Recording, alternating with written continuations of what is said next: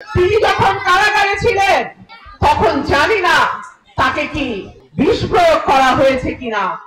বাংলাদেশে আপোষহীন নেত্রী, যিনি কোনদিন কোন নির্বাচনে কোন আসন থেকে পরাজিত হন নাই, সেই দেশনেত্রী বেগম খালেদা জিয়া আজকে অসুস্থ হয়ে এবার কেয়ার হাসপাতালে চিকিৎসাধীন।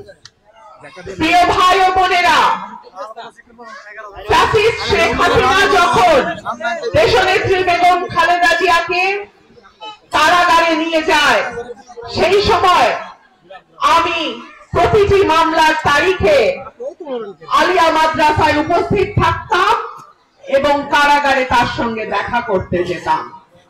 সেই সময়ও আমরা দেশনেত্রী বেগম খালেদা জিয়াকে এত অসুস্থ দেখি নাই।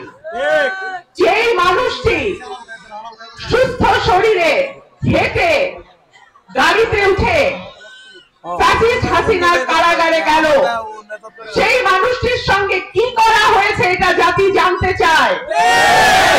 আজকে তার এই জীবন মৃত্যুর সন্ধিক্ষণে তিনি আজকে উপস্থিত। আমরা সন্দেহ করি তিনি যখন কারাগারে ছিলেন তখন তাকে কোন রকম কোন চিকিৎসা দেয়া হয় নাই। তিনি যখন কারাগারে ছিলেন তখন জানি না তাকে কি বিষ প্রয়োগ করা হয়েছে কিনা, কিংবা এমন কিছু করা হয়েছে কিনা যে কারণে তার শারীরিক অবস্থার এত দ্রুত অবনতি হয়েছে। আওয়ামী লীগকে এবং শেখ হাসিনাকে জবাবদিহি করতে হবে।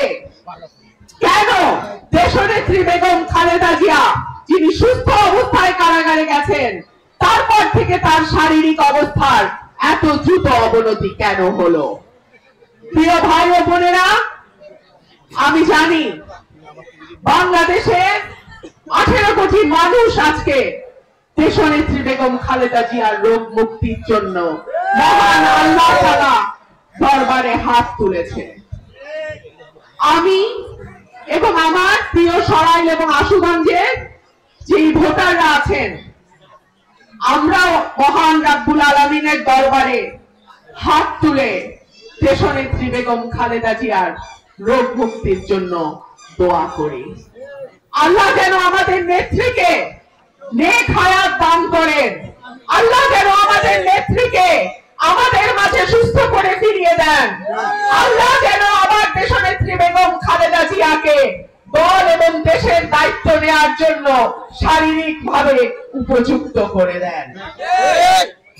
আমার প্রিয় ভাই ও বোনেরা, আজকে আমি যে কিন্ডারগার্টেন স্কুলে উদ্বোধন অনুষ্ঠানে উপস্থিত, আমি আশা করব এই কিন্ডারগার্টেন স্কুলটি আড়াইশিদার আপামর জনসাধারণের যেই শিশু সন্তানরা আছে তাদের শিক্ষার জন্য, তাদের ভবিষ্যৎ গঠনের জন্য এবং তাদের নৈতিক এবং যেই প্রাথমিক শিক্ষা সেইখানে